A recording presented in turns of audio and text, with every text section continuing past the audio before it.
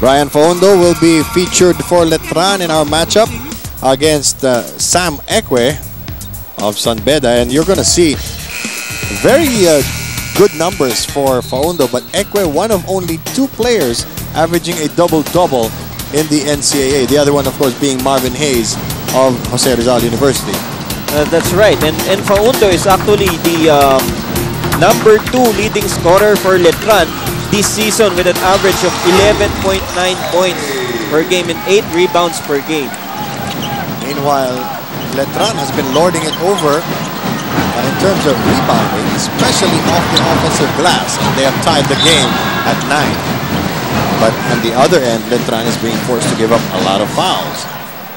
Well, what I see as a big difference in the game of the offense of the Red Lions right now, Bill, is that there's more movement. There are more cuts to the basket, which is making it difficult for the defense of Letran, which is the reason why right now they already have 14 fouls. And they are in the penalty. Escobar takes his first shot.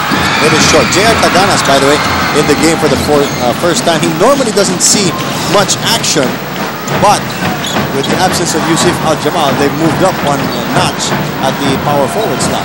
That is right, and I think it's because Coach Frankie wants his team to run, and J.R. Tagana somehow will slow down a bit the Red Lions, but J.R. gives a lot other than just scoring. He defends very well, he boxes out very well, so he's a very important player in the rotation of San Beda, especially with the absence of Al-Jamal. And he gets his first 2 points in the game. And you have to remember, J.R. Taganas was the starting center of this team 2 years ago. That is right. Wala pang Ekwe nun. And of course, he was a former NCAA Juniors MVP. Oh yeah, let's not forget. Azul looking to Cabonce, left open. How come Ekwe keeps getting pulled out of the paint? Well, the problem is Ekwe is doing the right thing in helping out the defense. But the problem is there's nobody rotating to his position. Oh, yung tinatawag natin na helper's helper. Yun ang nawawala sa San Beda. Sam Ekwe just shooting over Brian Faundo. The danger signal for the Knights. 4:04 to go in the first quarter. 13-11. Both teams settling down.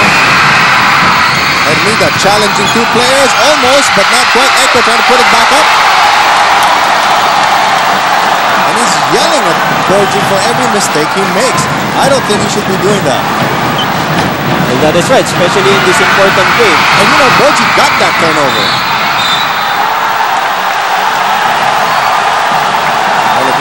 Melegrito will be called for an unsportsmanlike foul. See, Borgi worked to get that ball.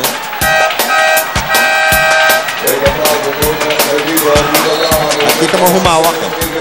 He wasn't going for the ball. Dino Daa and Ray Guevara, along with Ray Dangpal, come in for Letran. And Dino Daa, I understand, he had stitches removed from above his eye from the cut he got in the San Sebastian game. Well, let's hope for the sake of Letran that doesn't affect the game of Daa, because he is one of their best players, averaging 11.1 points and 9.4 rebounds a game. Now, speaking about San Beda, they have been through a very emotional week, especially. It's probably why Sam Ekwe is a bit emotional in this game. Oo, dahil ang daming di pangkaraniwang nangyari sa kanila. Makulay na makulay. Itong linggong to. No switching, and Taganas driving around the defense. Hermida, with plenty of time on the clock, 3 seconds called on Ekwe. Ekwe has been off his game in terms of positioning, but in terms of offense, he's been doing okay.